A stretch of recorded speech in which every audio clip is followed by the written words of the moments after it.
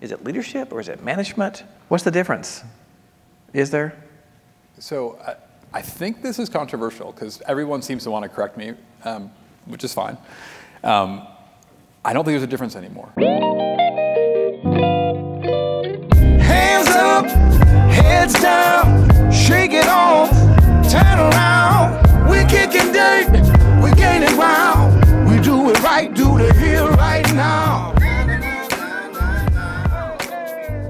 So, Great. Welcome Dave Kline to Super TRUEper. Thanks for having me. Yeah. Oh, we're doing a podcast. Yeah, we're doing a podcast. I need to talk back. Yes. Okay, got it. Yeah, I'm on it now. Got it. Roger that. So, let's just start there. Where did you grow up? I grew up in upstate New York, a small town called Victor, one stoplight outside of Rochester. There's some Rochester people in here. Yeah, all right. Timmy 46, Lorianne. All right. Dan? Yeah, you could There's go some way back. hardy folk. You have to be. Usually when people are like from that area, I'm like, you know you can move, right? Like you can. Not because it's a bad place, because it's cold and snowy. No, see, that is false. It's not? It is, well, it's true and. The hard part isn't the cold and snow. You'll vouch for me. The sun turns off October 15th, and it turns back on right around Memorial Day. So like I seek out places that have snow and cold because we love to ski, because if you grow up there, you have to. But it's just gloomy. Like we still talk about, anytime there's a gray, rainy day and it's like 33 degrees, anywhere else in the world, Mar and I will say, oh, it's Rochester out. True? So yeah, you don't have to live there really. Like you could go otherwhere with sun. You can. Yeah.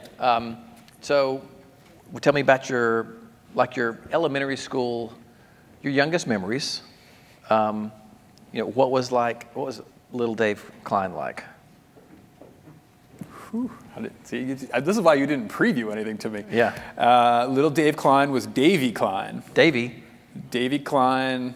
My parents. So let's just jump right into it. So my parents were on and off until I was 12 when they finally split up, and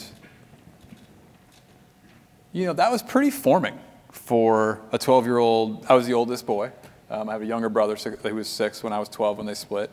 And it's funny, when we teach leaders and managers, like a lot of it was formed then. Mm-hmm. And, we talked earlier about this idea of strengths and weaknesses, and sometimes the strengths become the weakness. Like if you asked me, my identity is very tied up in being self-reliant in sort of the things I can do myself, like cut my own grass and fix things. And that sort of led me to be an engineer.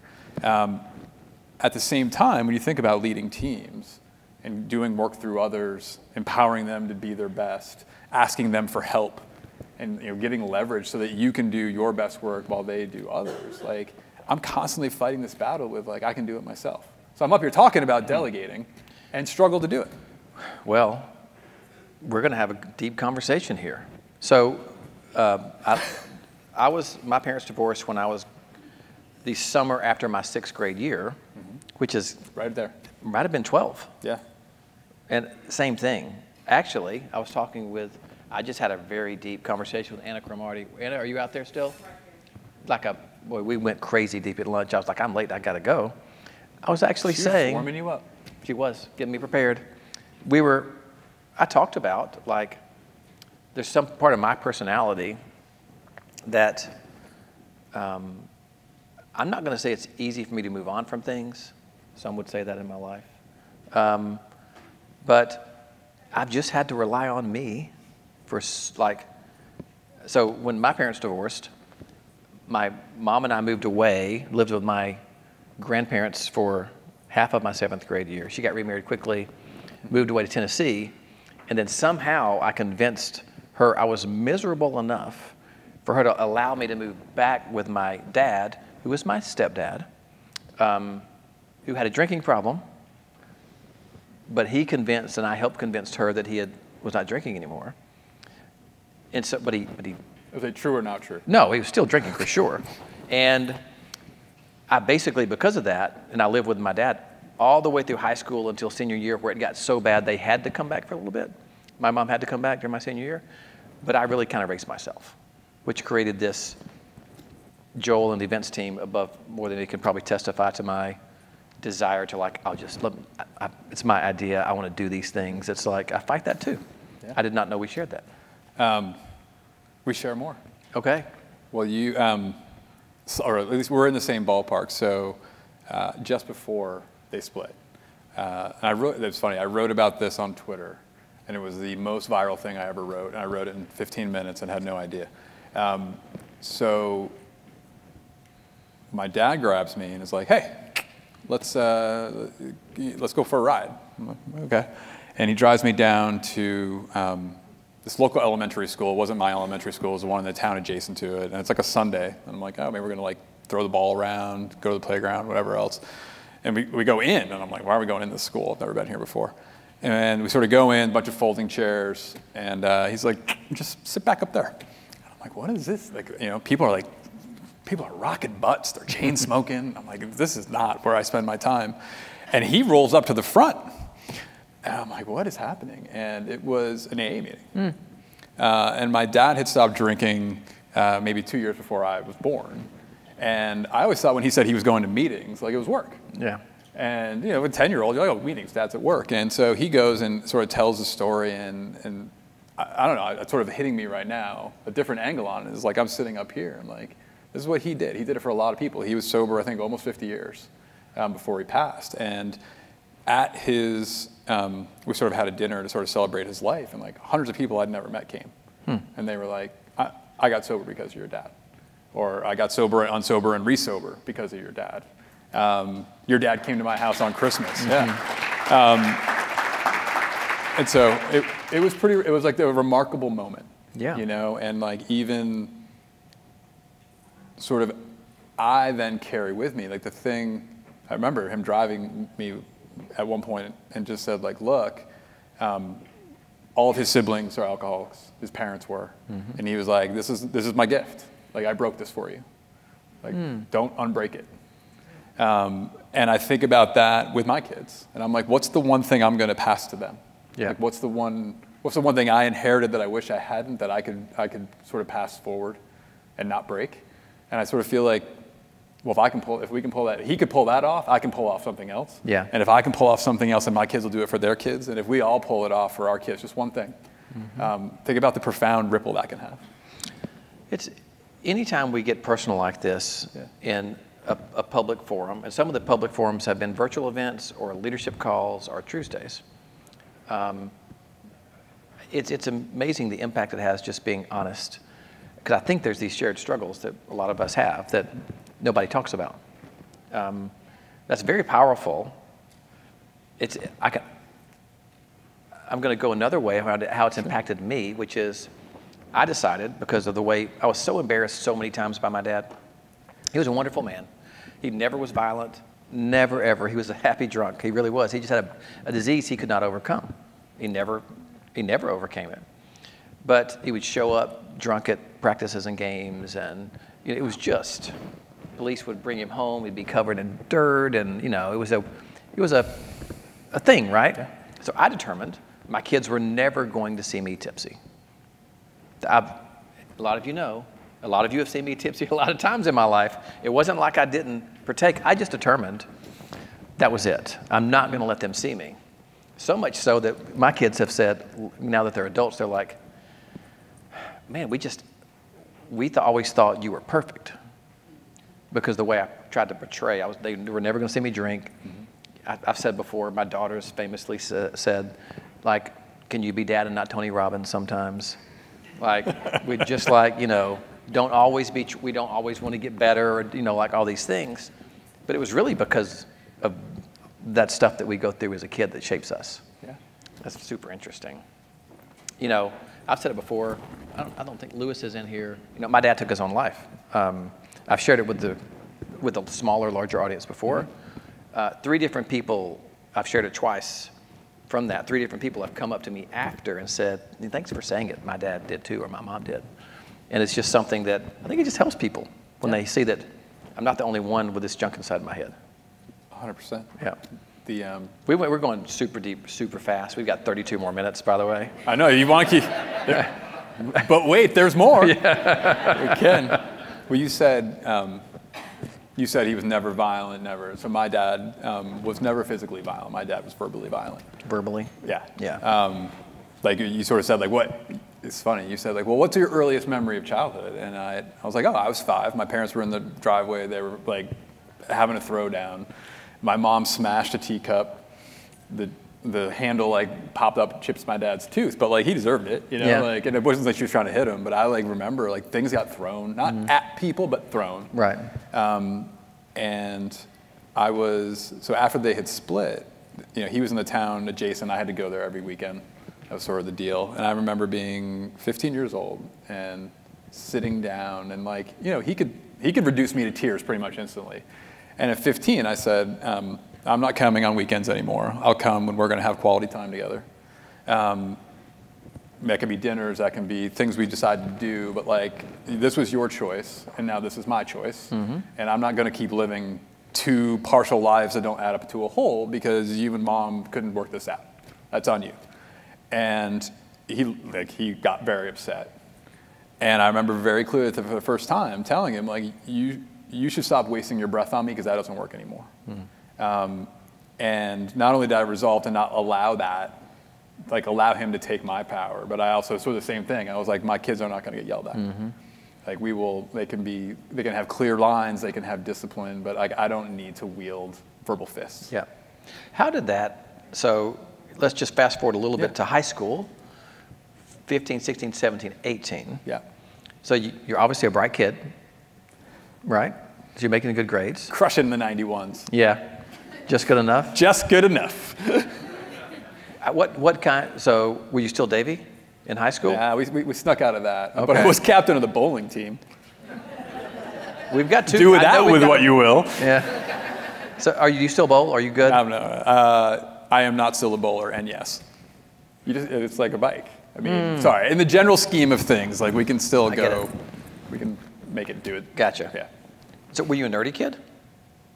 I mean, did you read a lot? I think it's related to what we were just talking about. I was a chameleon.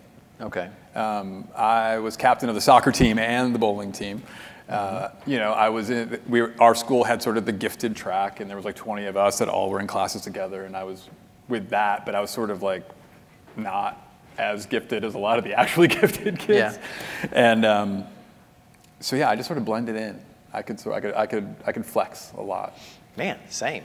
I was in the gifted program. I was the least gifted of the gifted people. I mean, for real. Like I think I was a voracious, and still am a voracious reader. And I think I just retained a bunch of stuff. You know, like I really just remember almost everything.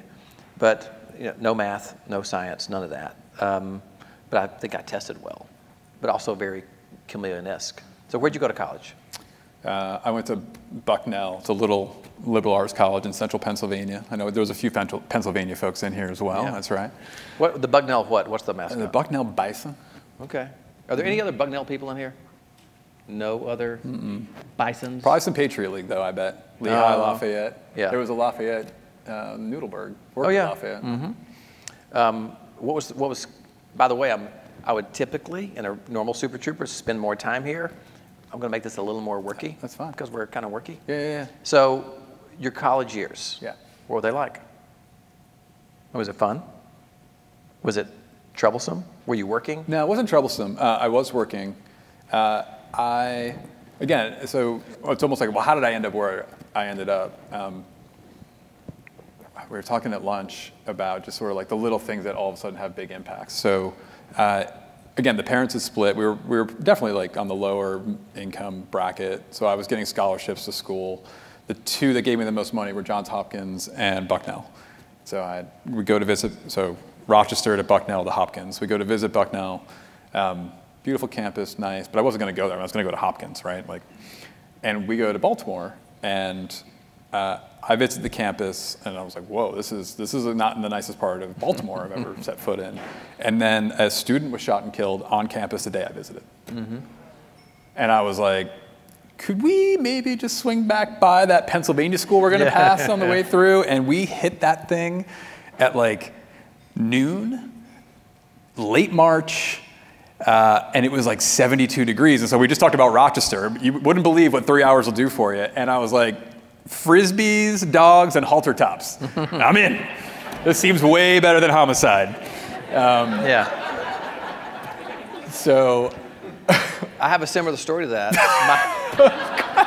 My son was at the University of Alabama, is a year older than Val's daughter. Val's daughter, Tess, was going to go to Loyola, Santa Clara, all these schools on the West Coast. But during COVID, they were all shut down. You couldn't tour. So she goes to visit Carson. She and her best friend, Zoe, are in the back seat. And we drive down University Boulevard in the summer, and all the fraternity guys are out there throwing football, shirtless. We literally had not done anything at the school. We get to the end of fraternity row, and they both said, I think we want to go here. I was like, that's it? So Loyola, small Jesuit school in LA, to Alabama, pretty big change. Roll Tide. Roll Tide. You know, it's interesting what, you know, being young will do to us. So Marsden, your lovely wife, tell me the first time you locked eyes with Mar and the spark was there. Like, tell me that first moment. It was like, oh, what's up, girl? I'm like blushing and giggling because I'm like, well, I met her when she was 12, Scott. So that would have been pretty creepy. That's not the what's up, girl moment. That's not the what's up, girl moment. In that same small town, there were 3 senior guys, of which I was one, who were dating 3 junior girls who all played soccer together. A couple of whom were in like classes with these sophomores who were in band with these freshmen, and Mar was a freshman. So there was like this 14 of us that hung out. Again, you guys are really picturing my childhood here at mostly the apple farm. Right, like, that's what we did. We like went to the apple farm and like made fires and mostly didn't drink, which was also this anyway. So it was good, clean fun, being silly and very, very rural childhood.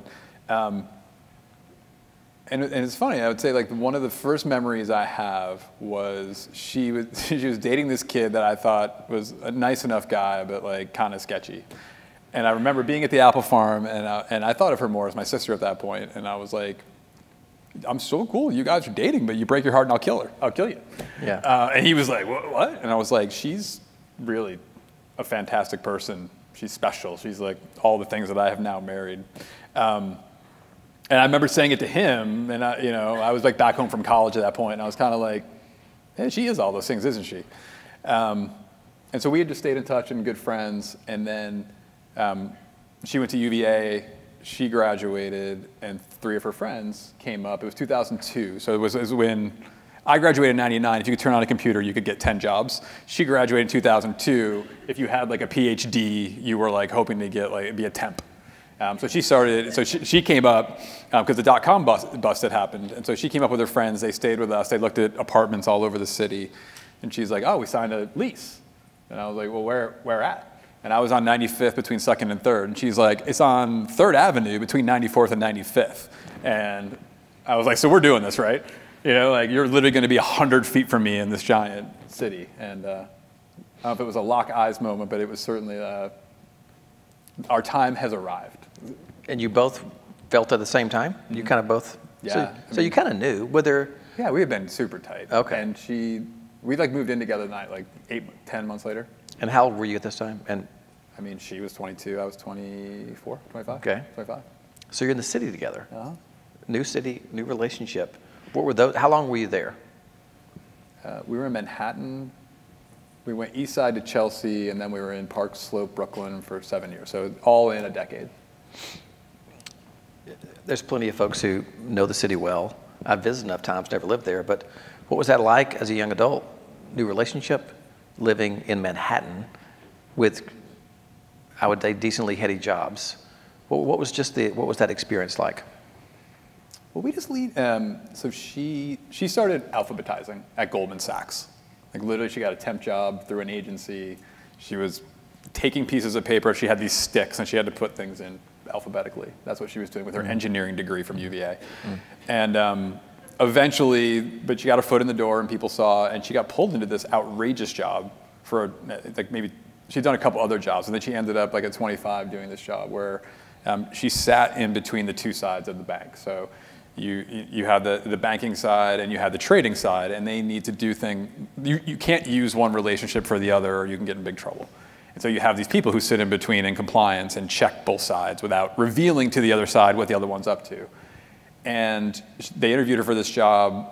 The woman was going to go on maternity leave, and they're like, well, we love you, but you're 25 and an engineer, and we need like a 38, 40-year-old lawyer. So sorry. And so she's like, okay, no problem. 2 months go by, and she gets a frantic call and was like, remember that job you interviewed for? We need you right now because I'm having my baby in a week and we still haven't found somebody. So she just gets thrown in. There's one person she's working with in London, and she basically then turned on to like a 80, 90-hour a week job. Yeah. But like she was, you know, she's telling no to like the CEO, you know, like very senior people, and yes, and you know, she did that for a couple of years. I actually got my MBA when she was doing that, and so it was call it like light cohabitation at that point because we were both no one was home ever, so it wasn't exactly a party. And the kids weren't born in this time yet. Okay, so you're still working. What your career path like? Yeah. Give us the cliff, like you went where to where, and then I want to kind of dig in the interesting stuff there that we've got time to go into. 2 years consulting PwC. Okay. 1 year at Columbia University doing projects, which I quit because they said I couldn't go on a vacation I had scheduled with Mar. Okay. So I just got a different job 2 days later. That was Moody's. I was there for 10 years. Everything from tech to product management to marketing to strategy. And then I ended up at Bridgewater. Bridgewater, a recruiter had gone to one of the people who worked for me. And he was like, oh, I don't want that job, but my boss lives in Connecticut. So he turned him on to me, hoping to get my job. He didn't end up getting it, unfortunately, but it was very clever. And I was there for 10 years. So we, you know, a bunch of gigs there as well, yeah. Sort of from COOing the research department to talent management to a couple of years with Ray. I'm curious how many people know Bridgewater and Ray Dalio. Just raise your hand if you know Bridgewater and Ray Dalio. Okay, we have some stories to tell then. This is super interesting. Can you give an overview of Bridgewater and Ray? Just, I mean, a brief, yeah. What it is, kind of what he's known for, and I think it's going to be some interesting reading when you go back and dig into this. It's like one of those stories where you're like, where do you start? Yeah. So Bridgewater is the world's largest hedge fund. It's a macro investor, so it's looking at like large trends. We were in, at that time, I think 15 different asset classes. So it wasn't like we were buying single companies. We were making bets on what would happen in equities and bonds and credit and interest rates, currencies. And the whole idea was to be, basically there had been a couple big ideas that he had along the way that really became standards in the industry. And if you looked at performance over those 40 years, usually in all the good times, we were slightly less good than everybody else. So if the market was up 10%, Bridgewater was up 7%. If the market was up 20%, we were up 11%. But then once every 8 to 10 years, the market cuts itself in half. And those were the years we'd go up 50 or 60%. So if you zoom out over 40 years, people who had invested with us for a long time had kept a lot of money.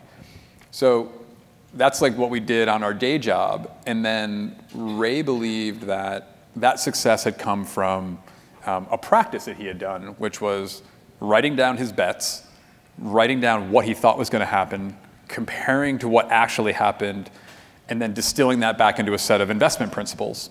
And right before I got there, he was starting to think about transitioning out. And he was like, well, if we can figure out how money moves around the world at the principal level, we can figure out how people manage each other at the principal level. And so we should apply that exact same approach. We should start to collect data, build pictures of people, and sort of have that same process. Now, you know, the cynical people would say it was like a social experiment, you know, disguised as a hedge fund, because we truly did. Like, we invested in, like, that test I put up there. Like, he built that with Adam Grant after we had done dozens of psychometric tests to figure out which ones predicted, you know, behavior and excellence within our organization. And we had tools, like the most extreme tool that makes everyone's eyes light up is, I talked about feedback earlier. We had a tool called the dot collector. The dot collector was everybody in the company walked around with an iPad. If you were in a meeting, the iPads were open. During the meeting, you could grade me on one of 60 attributes, or as many attributes as you wanted, as many observations as you wanted, and it would light up a grid of givers and receivers, real time. And so everyone, imagine all of you had iPads right now, and you're like, Dave is droning on and on. His synthesis is not very tight. 3 out of 10, red. And I get a grid popping in front of my face of like red, red, red, red, red. That happened about halfway through, I left with 11,538 feedback observations on me. Yeah, there we go. That's the face I was looking for. And that was expected. That's how we worked. Like, we believed in radical transparency. We believed that feedback was fuel. And so I'm telling you what I think you can do better. You're telling me, and that's totally cool. That's our contract. And that would allow us to perform at a higher level, was the belief. But it's a lot. Like, you can imagine if everybody had a publicly available Twitter feed of everything nice or constructive someone had ever said about you available to anyone else in the firm. That was my life. Is that good? It doesn't even sound real. You know, it just sounds, the arc of how long that went on, and when was it like, hey, this may not be the best thing ever? They still have it. They still do it. It's actually commercially available if any of you guys want to add it. There's a company that sells it now, but like Coinbase has it. Well, that makes sense, that a crypto company would have it. Mm-hmm. I'll build on that a little bit in that, you know, we've talked about, I'm going to say this quote, you didn't say this, but it is the same thing, and I know that you work within organizations that have this, is that sometimes to attract the people that you really want, you have to repel. You have to be repulsive to the people that you don't want. Mm-hmm. My little kindness always wins is like, repulsive? I don't want to repulse anybody. But speak to that. Speak to sort of companies like Netflix and others who have done things that really focus on a certain type of person that they want. Let me use Netflix instead of, I have plenty of Bridgewater ones, but we'll use Netflix. So we were teaching our program at a large telecommunications company. And the head of that group had spent some time at Harvard, and he was like, I want to bring in your program, but could you facilitate a couple case studies? And so we suggested a couple, one of which was the Netflix case. And so for folks who aren't terribly familiar, I want to say 2009, 2010, Reed Hastings, who founded Netflix, had a different successful business. And when he founded this one, he was like, in the first one, he tried to like build the company then back into the culture. With Netflix, he was like, I know I need to set the culture up front. So he and his head of people at the time, Patty McCord, wrote what ended up being a pretty, it was widely available, and it sort of reshaped how people thought about HR. It was the culture deck of Netflix. It was like 110 pages. It leaked out, or maybe on purpose leaked out. But it described in visceral detail like what types of people they wanted, the type of culture they wanted to have. They were the first ones to start saying, like, don't think of work as a family, think of it as a high-performing sports team. One of their catchier sayings was, adequate performance is met with generous severance. Like, the idea was, if we're going to compete in entertainment, which is highly, highly competitive, we need the absolute best people. And you might be great today, but if we can literally replace you with someone better, we will do it, and you will be grateful for your time at Netflix. They literally would say, like, Netflix will look great on your resume, was sort of their pitch. So, and they even took it so extremely that Patty, who helped Reed write this 7 years later, was herself replaced. And she said, I basically like wrote the machine that took me out. Like, I knew that this was what was going to happen someday. Like, it's the inevitable outcome if you actually believe this. And so we were teaching this case at this telecommunications company. The average tenure in the room was 22 years. People, like, this company deeply values loyalty. They still sort of held themselves as a family. And so it was interesting to sort of go through this, and the Netflix thing was much closer to Bridgewater. It was very familiar to me, and to sort of teach this, and the room was appalled. Like, they had read the case, and all the notes were like, they were furious. How could a company even operate this way? And I was like, honestly, that headline makes the point, because the folks at that telecommunications company would not have done well at all at Charter, or at at Netflix, and the folks at Netflix would have, you know what I mean? Like, they would have had no interest in being a Charter. And so that's sort of the point. Like, there's not a right. There is like right for you. Like, and that's why I go back to, like, what is that mission? You know, what are the values and what are the behaviors that will give you the unique opportunity to win that mission? And then can you tell the story in a way that actually scares all the wrong people away and only the right ones show up? So I want to cover a little bit. I really want to ask more questions about that, but for time, you went out on your own. I'm going to skip a little bit ahead of your going out on your own. Hello?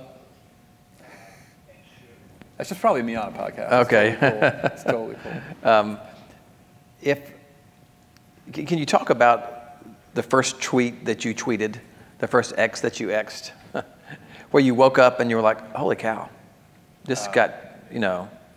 Oh, that one? Yeah. Gotcha. Well, the quick setup is, I was just telling this before lunch, or before we started doing this. So I left Bridgewater, we bought a business. It was an online education review site. And so it would just, oh, you want to know the 10 best Python courses? We've reviewed them. One's over here on Udemy, one's on LinkedIn Learning. You know, here's all the stories. We bought this, and we bought that in May, and I would say roughly sometime in July, Google was like, yeah, we don't like those things anymore. And so they sort of moved me. It's like I had a building on Main Street, and one day I woke up and the town had moved.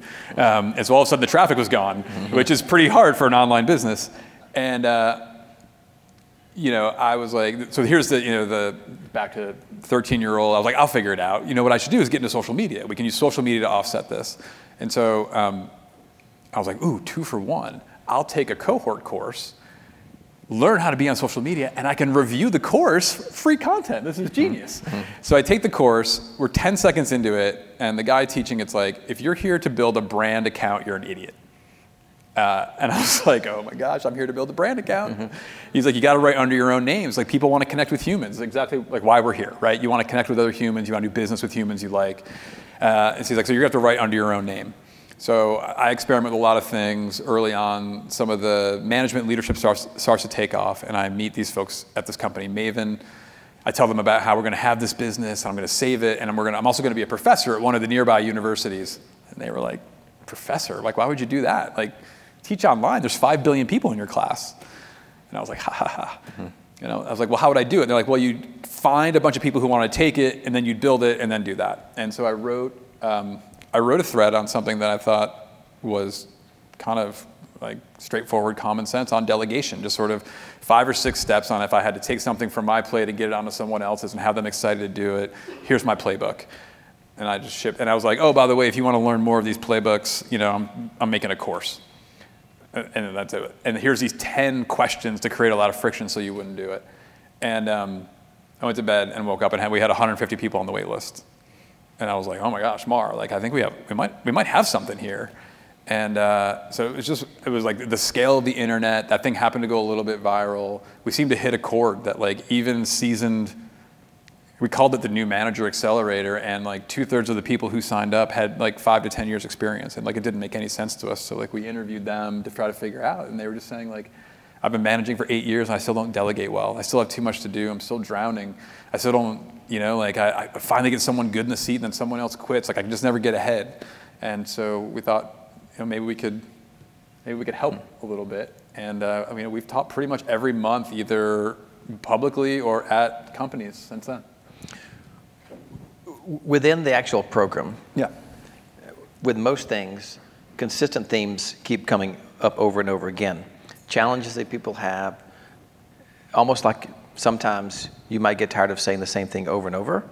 Are there a couple of central themes that have come up through the Management Accelerator program, which are like, and maybe it's drilling into even deeper on some of the things that you talked about today, but just talk about 1 or 2 of the common themes around issues that people have with being good managers and leaders of people. Sort of my just one step slide at the end. We do that at the end of every module. I'm like, here's the one thing you could do if you really care about this topic. And of course, one of these leaders was like, yeah, but what's the one of the one? Like, can I just do one of them?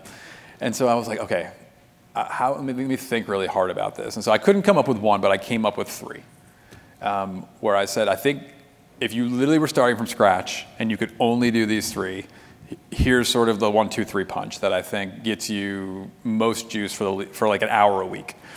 The first one is the thing we talked about earlier, like setting clear expectations. Like I'm just shocked, people just don't do it. They just really don't invest, and it doesn't have to be elaborate. You know, like one of the things I firmly believe is like in minimum viable.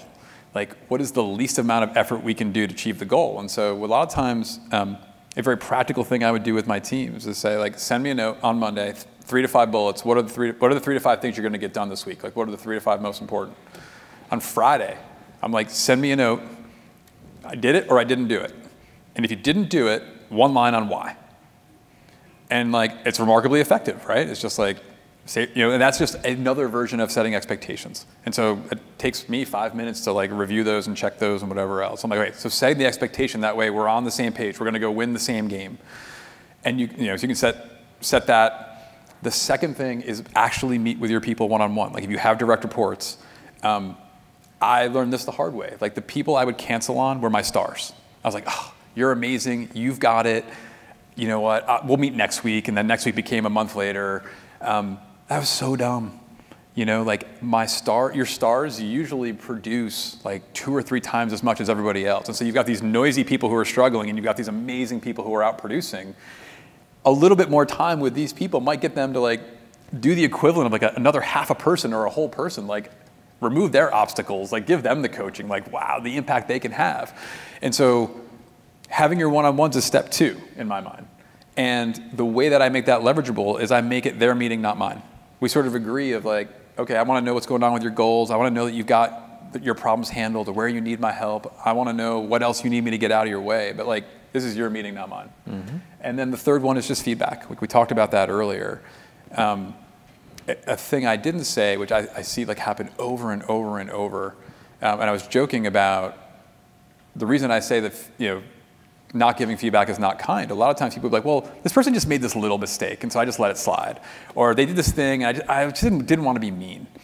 And what ends up happening is you sit on the first one, you sit on the second one, you sit on the third one, but you're not really sitting on it. You're taking that little observation, and you're building a mosaic of what that person is like. You're deciding, and you're going from all these little mistakes into like a picture of what they're good and bad at. And then at some point, you'll get frustrated, and you'll have this really robust picture, and then you'll give them the feedback. But it won't be like the small thing that just happened that triggered it. It will be all the stored up feedback. And we call that dropping the synthesis bomb. And that's when I was like, sort of being tongue-in-cheek, but that's like, and you're just so terrible at this, and look at all this evidence. And how unfair is that? Because it's the first time they're hearing it, and you've already decided. And so instead, like small feedback takes small time and is actually pretty easy to metabolize. Like when you give feedback like a feast, like they just can't take it down. And so if I set expectations, I meet with them weekly to give them a platform to get what they need from me, and I'm giving them feedback in small bite-sized doses, you're ahead of 90% of people managing today. Like that's it. A closing question. Does that sound right? That sounds wonderful. It's interesting, a lot of the time, I don't know if you're thinking that, but sometimes when I'm talking to someone who's at the top of their game, like managing and leading, I'm like, oh, man, I suck at that. Like, oh, I'm not good at that part. Oh, but I'm doing okay. It sort of becomes self-critical around how hard it is to really be an effective, and sometimes I don't know if I've told you this, like you were talking about the Management Accelerator program, and I was like, it's almost like a leadership program. Is it leadership or is it management? This wasn't my intended question. Yes. What's the difference? Is there? So I think this is controversial because everyone seems to want to correct me, which is fine. I don't think there's a difference anymore. Like I think that the expectation of the modern workforce, if you're going to be a good manager, is you're going to be a leader. That you're going to be able to be clear about what winning is. You're going to be decisive. You're going to be empathetic. You're going to be able to meet different people where they are. You're going to like coach and develop a great workforce. Like I just don't think that people will often say, well, managing is the process and leading is the people. And I'm like, I don't know. I think you're just describing bad management versus good management. Like I think good management requires you to lead. I like that. Now my real last question. Yeah. I did what I do with a lot of good artists with you. I slid into your DMs. That's what the kids say. I got in there. I wanted a call. We had a call. I'm interested. This is not as self-serving as it might sound. Okay. Because my presentation talks about self-awareness and being reflective. But Mart said this story. Mart said, we got off the call, and Dave said, I don't know really exactly what this company is or what he does, but I know I want to work with them. If you can recall, what was it about those conversations that were like, because I feel very lucky that True has access to you now to improve their leadership and management. So what was it that you're like, oh, I want to work with these people? So this is easy, and I can tie Twitter back to it. Okay. So the beauty of Twitter, LinkedIn, and others, you just get to meet people you have no business meeting. And somehow I've become friends with this guy, Justin Sua. Justin Sua was the performance coach for the Red Sox, for the Cleveland Browns, most recently the Tampa Bay Rays. And we got to be friends. He came to one of the programs. We used to have guests. We sort of got away from that. But he came and gave this talk. And in one of them, he said, there's two types of people in the world. There's fountains and there's drains. There's the fountains, they raise the energy, they bring people up. You can't help but like walk away wanting more. And the drains are the one who take the light out of the room. You leave zapped, you leave exhausted. And I got off the call and I was like, I want to only work with fountains whenever I can. And Scott is a fountain. Oh.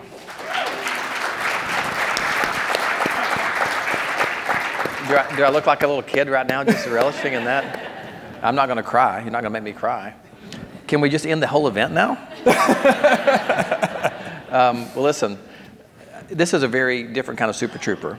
But I'm excited to see which of these folks decide to invest in their people. Because I can't wait to have you back. Oh, you and Mar are going to be in True Learning Academy doing workshops. Fort Worth, Cowboy Prom. So we get more Dave Kline. Please give it up for Dave. Hands up, heads down, shake it off, turn around, we're kicking Dave.